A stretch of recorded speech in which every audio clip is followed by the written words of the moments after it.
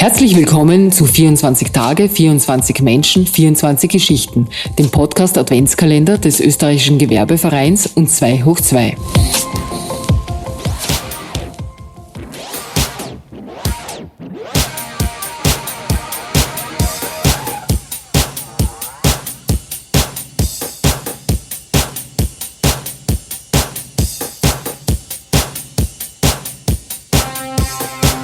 Herzlich willkommen zur 7. Folge von 24 Tage, 24 Menschen, 24 Geschichten.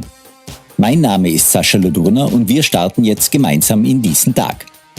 Heute ist Mittwoch, der 7. Dezember und wir begrüßen in der heutigen Folge einen Gast aus dem hohen Norden bei uns, aus Schweden genau genommen und ganz genau genommen aus der Hauptstadt Stockholm. Brit Stakston, unser heutiger Gast, ist nicht nur Mediastrategin und Autorin, sondern war 2015 auch Mitbegründerin der investigativen Journalismus-Plattform Blankspot und gilt darüber hinaus als eine der etabliertesten Digitalexpertinnen Schwedens. Und die von ihr mitbegründete Plattform Blankspot hat eine ganz besondere Initiative in die Welt gesetzt, die zwischenzeitlich auch für weltweites mediales Interesse sorgt. Denn mit ihrem alternativen Sammelalbum zur Fußball-WM mit dem Namen Cards of Qatar sammelt man nicht etwa Fußballstars wie Ronaldo, Messi oder Mbappé, sondern die Geschichten von 70 ausgewählten Arbeitsmigranten, welche im Vorfeld der Fußball-WM auf Baustellen der Stadien den Tod fanden. Hören Sie dieser spannenden und klugen Frau zu, die weder belehrend noch mit dem erhobenen Zeigefinger daherkommt, sondern die einfach nur daran glaubt, dass Veränderung möglich ist und auch passieren wird, weil sie überzeugt davon ist, dass sich am Ende immer das Gute durchsetzen wird. Das Interview führen wir übrigens auf Englisch und nun wünschen wir Ihnen viel Spaß beim Anhören.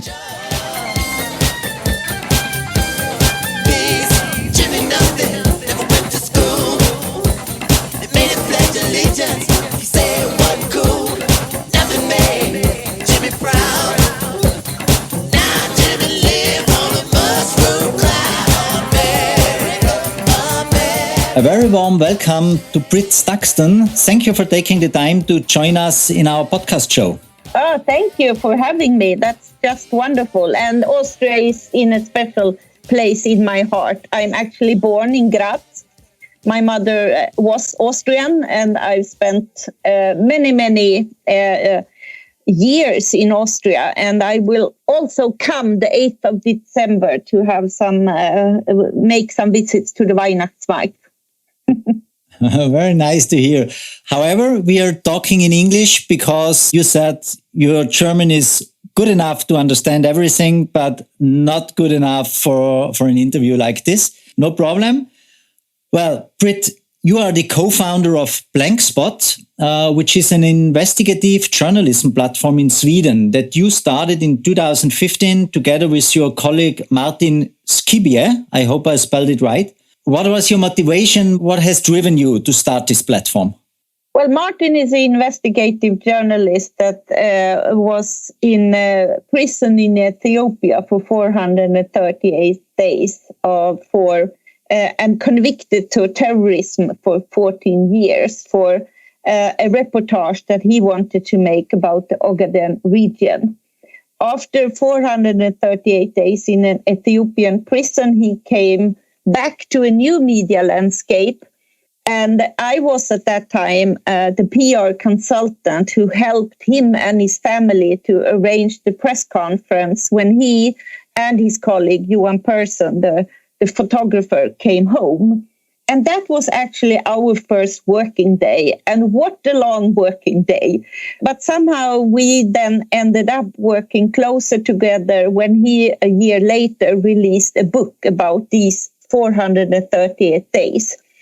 And I am a media strategist and a communication consultant. And I've also had a big interest in democracy issues and also what digitization can do for democracy movements. That's my speciality.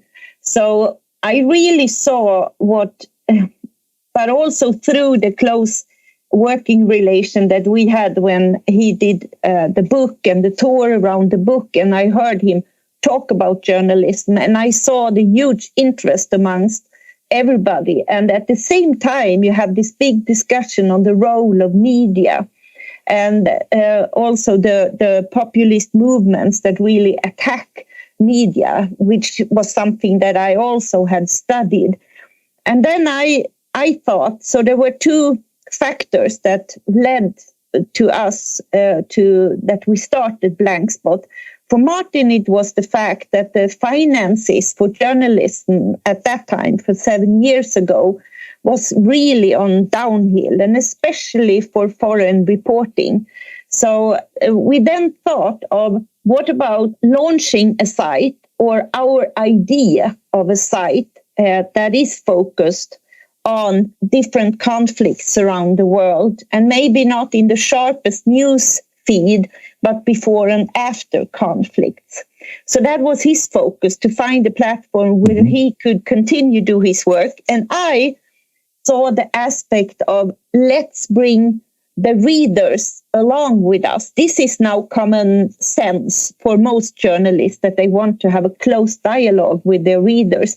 But for 7 years ago, that was still something that journalists really were not that keen on. That's sort of an extra aspect of being a journalist that maybe is not why you became journalist once upon a time. But we wanted to try our idea of a new media platform, and we managed to go from an idea to the reality, where we broke a Nordic record of crowdfunding, where 2,300 people gathered enough money for us to then 1 year or half a year later launch the website that still is the hub. So Blankspot is still up and running, and last week we got the Grand Journalistic Prize in Sweden. That's the Swedish Pulitzer.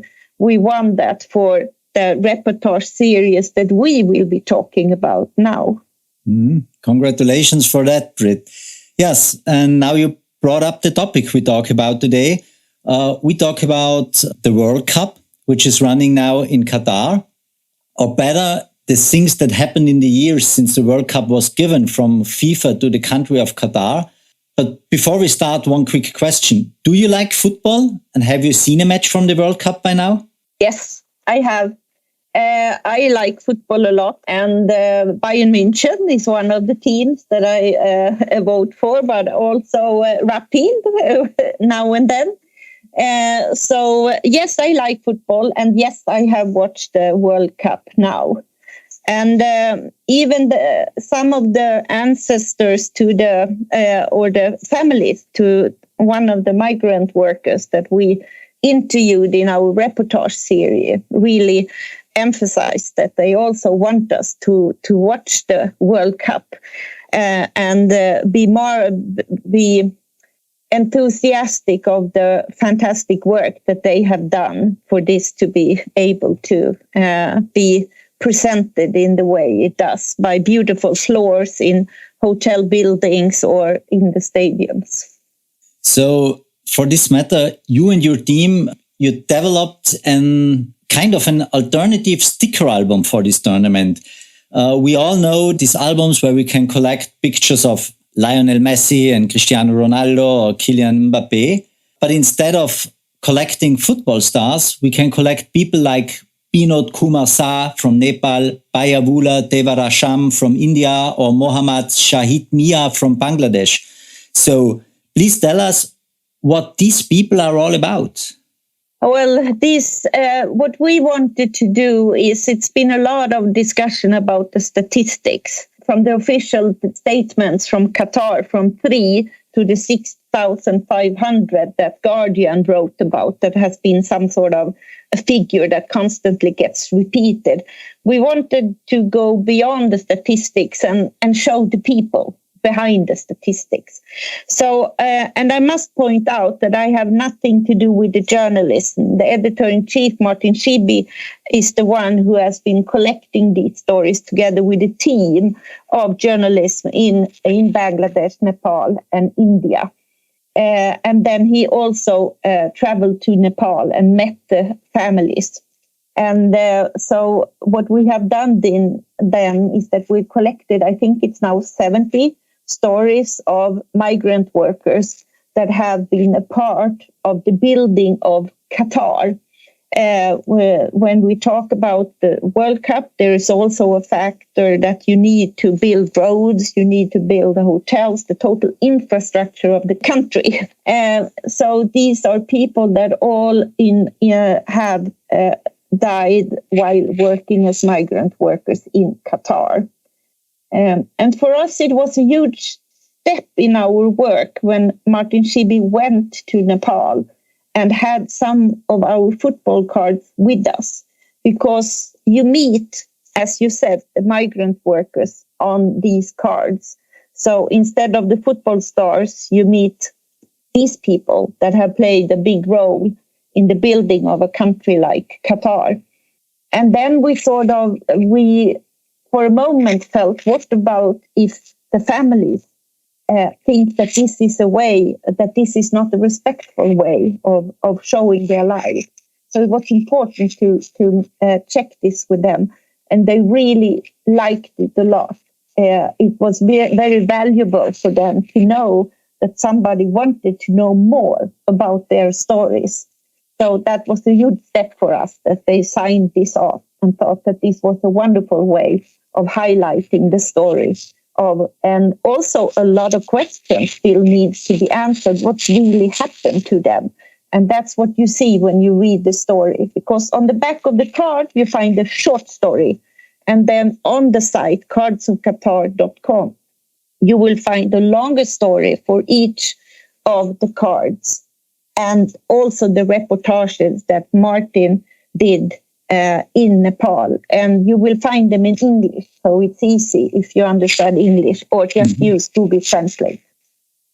You just mentioned it. The official number of people killed on the construction sites is 3. As we are talking, I just got a news update that the General Secretary of the Organization Committee, Hassan Al-Dawadi, told in an interview maybe it might be 400 to 500 people killed in the construction sites.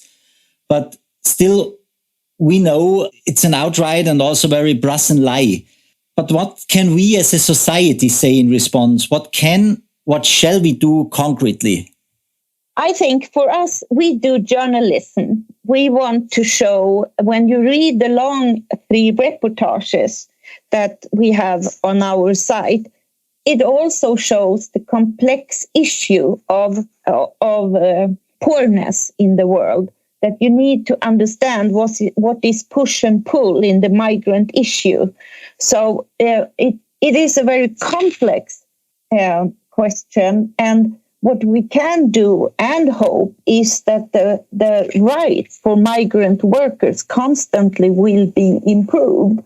You still will find today people that are queuing in Nepal to go to Qatar to work, even people that their fathers or brothers have died as migrant workers, because they need the possibility to work.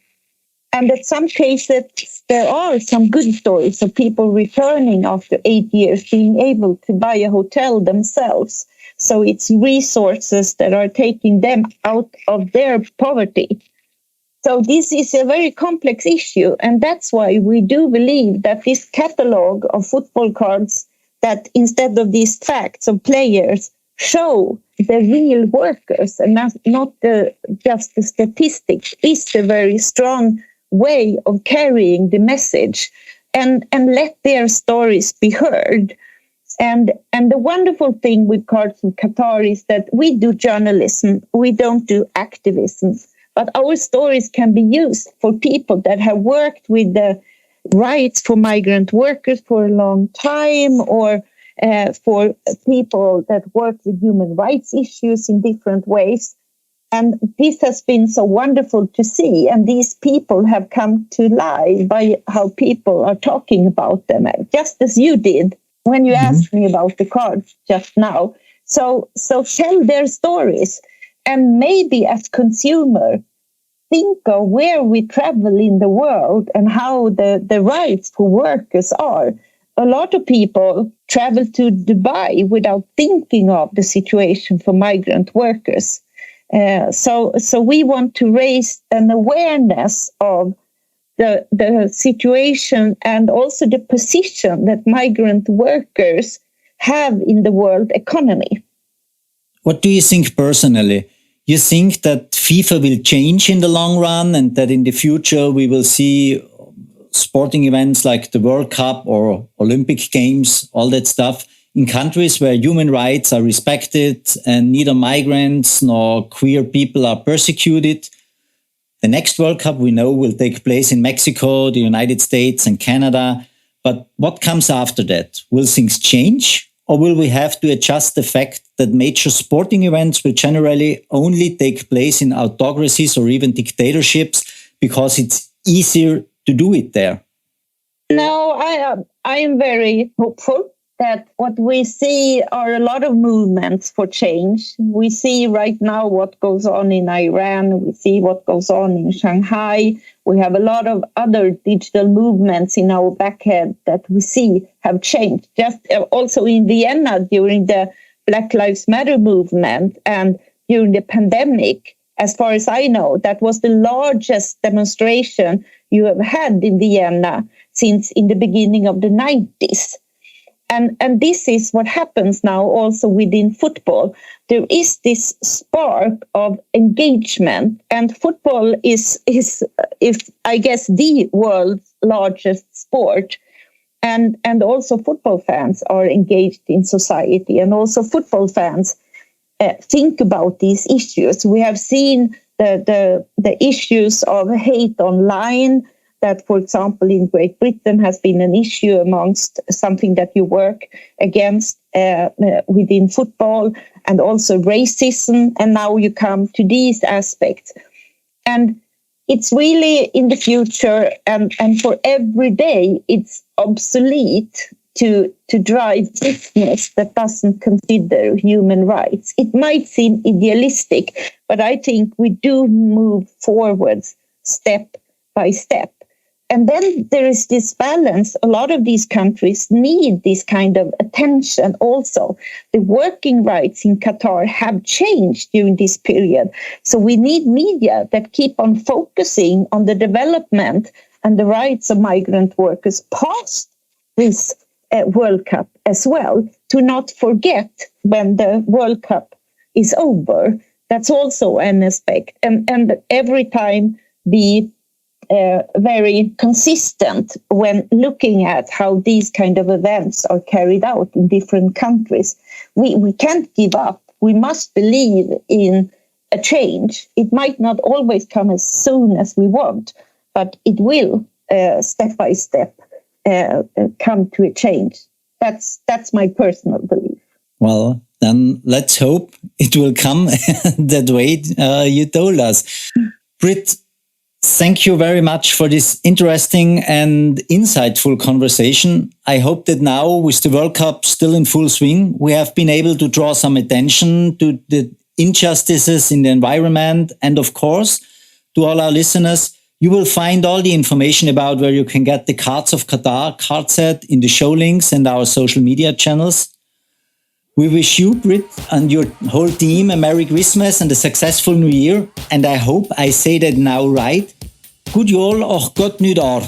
That was excellent. And I must say one quick thing. There are so many churches, youth centers, even in Vienna, schools, exhibition places that have printed out our cards as posters. So please feel free. You can use them yourself if you want to do something before the World Cup is over. So that would also be a wonderful Christmas gift to raise awareness of this issue. That's a wonderful idea. We will spread that out. Yeah. Thanks a lot. Thank you. Und frohe Weihnachten. Danke.